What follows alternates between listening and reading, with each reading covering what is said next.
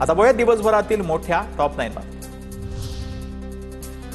दैनंदिनी वापराच्या वस्तू स्वस्त होणार. जीएसटीच्या 5 आणि 18% स्लॅबला केंद्रीय मंत्रिमंडळाची मंजुरी. 12 आणि 28% स्लॅब रद्द होणार. मनोज जरांगेंची 24 ऑगस्टला छत्रपती संभाजीनगरमधील मांजर सुंभ्यामध्ये अंतिम इशारा सभा. मराठा समाजाला ओबीसी आरक्षण देण्याच्या मागणीसाठी जरांगेंचा 29 ऑगस्टपासून मुंबईत उपोषणाचा इशारा. तुळजापूरमधील धनगर समाजाच्या मनोज जरांगेंच्या मराठा आरक्षणाच्या मागणीला पाठिंबा. तुळजाभवानीची महाआरती करत धनगर समाजाकडून जरांगेंना पाठिंबा जाहीर.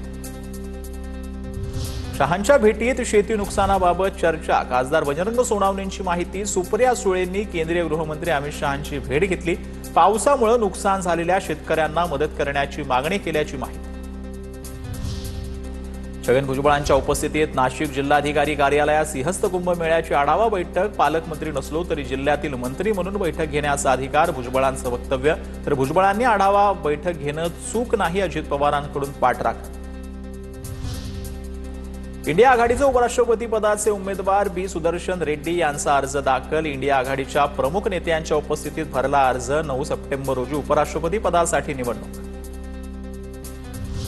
सहकारी संस्थांच्या निवडणुकांना राज्य सरकारकडून स्थगिती. अतिवृष्टीच्या पार्श्वभूमीवर सहकारी साखर कारखाने, जिल्हा बँकांच्या निवडणुकांना स्थगिती. भारताचे परराष्ट्र मंत्री एस जयशंकर आणि रशियाचे राष्ट्राध्यक्ष पुतीन यांची भेट. भारत रशिया द्विपक्षीय संबंधांवर बैठकीत चर्चा. अमेरिकेनं भारतावर लादलेल्या अतिरिक्त टॅरिफमुळे एस जयशंकर यांच्या दौऱ्याला महत्त्व. पाकिस्तानचे माजी पंतप्रधान इम्रान खान यांना जामीन मंजूर. पाकिस्तानच्या सुप्रीम कोर्टाकडून 9 प्रकरणांमध्ये जामीन मंजूर. दरम्यान इतर गुन्ह्यांमुळे सुटका होण्याची शक्यता कमी.